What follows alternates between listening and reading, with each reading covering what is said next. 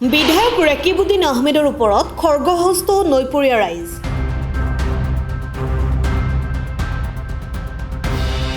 বিধায়ক ৰেকিবুদ্দিন আহমেদে ৰাইজৰ কাম কৰাৰ পৰিৱৰ্তে কেৱল নাওখেল আৰু সাংস্কৃতিক সন্ধিয়া অনুষ্ঠানতহে সমষ্টিত দেখা যায়। ইয়াকে লৈ নৈপৰীয়া ৰাইজৰ তীব্ৰ ক্ষোভ বিধায়কগৰাকীৰ ওপৰত। উল্লেখনীয় যে মহাবাহু ব্ৰহ্মপুত্ৰৰ বান কিছু পৰিমাণে হ্ৰাস পাইছে যদিও কামৰূপ জিলাৰ গৰৈমাৰীৰ খলিহামাৰী অঞ্চলত পুনৰ খহনীয়াই লৈছে ভয়ংকৰ ৰূপ। খলিহামাৰী অঞ্চলৰ বন্যাৰ্তৰ বানৰ বিভীষিকা পাৰ নহওঁতে এফালৰ পৰা বৰলৈটত জাহ গৈছে নৈপৰীয়া ৰাইজৰ শস্য খেতি মাটি ঘৰৰ ভেটি। সাম্প্ৰতিক সময়ত খহনীয়াই তীব্ৰ ভাবুকি কঢ়িয়াইছে প্ৰায় 200 মিটাৰ নিলগত থকা গুমি নগৰবেৰাৰ END মথৰিকে ধৰি বৃহত্তৰ গৰৈমাৰী অঞ্চলত যিকোনো মুহূৰ্তত খহাই ল'ব পাৰে ইন্দিৰা গান্ধী 2 নম্বৰ বৰাখাট প্ৰাথমিক বিদ্যালয়। সেয়েহে বিভাগীয় কৰ্তৃপক্ষক অনতিপলমে খহনীয়া প্ৰতিৰোধ কৰিবলৈ তাৎক্ষণিকভাৱে ব্যৱস্থা গ্ৰহণৰ দাবী জনাইছে পূব চমৰীয়া আৰু গৰৈমাৰী শাখা ছাত্ৰ সন্থাই। হয়, দক্ষিণ কামৰূপৰ গৰৈমাৰী ৰাজচক্ৰৰ অন্তৰ্গত বৰাখাট খলিহামাৰী ব্ৰহ্মপুত্ৰৰ জলস্তৰ হ্ৰাস পোৱাৰ লগে লগে গৰাখহনীয়াই এক ভয়ংকৰ ৰূপ ধাৰণ কৰে।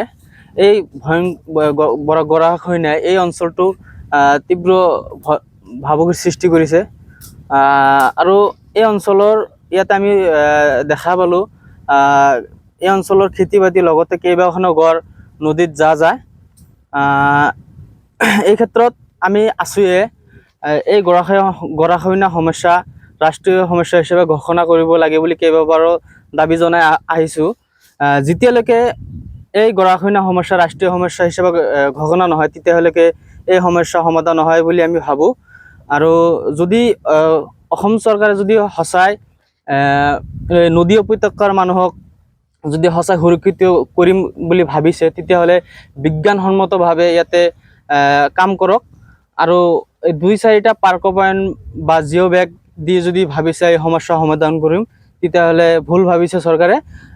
যদি সঁচাই ভাবিছে যে জনসাধাৰণৰ হকে কাম কৰিম তেতিয়াহ'লে বিজ্ঞানসন্মতকৈ কাম কৰক। হয়, যি দেখা গৈছে এই গৰাখহনীয়াই যি ভয়ংকৰ ৰূপ ধাৰণ কৰিছে 100 মিটাৰ নিলগতে END মথবৰী আৰু 20 মিটাৰ ওচৰতে এখন LP স্কুল আছে।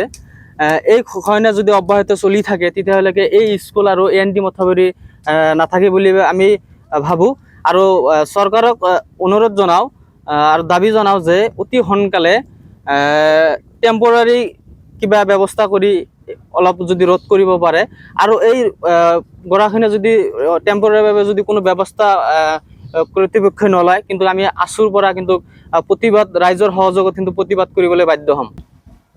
পানী কমাৰ লগে লগে ভাঙি আছে আৰু আমি কেইবছৰ ধৰি চৰকাৰ মহোদয়ৰ ওচৰত আমি জনাই আছোঁ কিন্তু আমাৰ ইয়াতে গুৰুত্ব নিদিয়ে। আমাৰ ইয়াতে বৰ্তমানৰ ML থকা সত্ত্বেও ML ইয়াতে কোনো গুৰুত্ব নিদিয়ে। ইয়াতে কোনো ইয়াতে নাহে, সিহঁতে খালি থাকে ক'ত না অৱস্থা আছে আৰু ক'ত চাৰেগামা আছে সেইবিলাক বস্তুৰ মধ্যে ML আছে আৰু আমাৰ এইবিলাক ৰাইজৰ কামত 6 সমষ্টি ML ৰেকিবুদ্দিন সিহঁতে নাই। সিহঁতে আৰু ভোটৰ সময় আহিলে সিহঁতে আৰু কয় যে আমা যান আব্বা যান, সিহঁতৰ বাকা হ'ল সেইটো ভোট নিয়াৰ পিছত সিহঁতে গুচি যায়।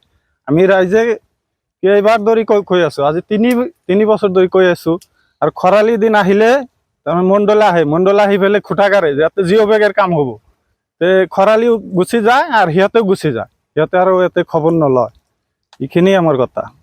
গৰৈমাৰীৰ পৰা সৰবতালৈ ৰিপৰ্ট অসম টাইম। ৰাইজৰ কণ্ঠ অসম টাইম। ঘৰত আনন্দ আৰু সম্পৰ্কৰ চমক বজাই ৰাখিবলৈ জৰুৰী হৈছে সকলো আনন্দময় মুহূৰ্তত মৰমৰ উপহাৰ দিয়াটো। সেইবাবে মধুশ্ৰী জুৱেলাৰ্ছে আনিছে সকলো ৰঙীন ক্ষণৰ বাবে বিশেষ গহনা।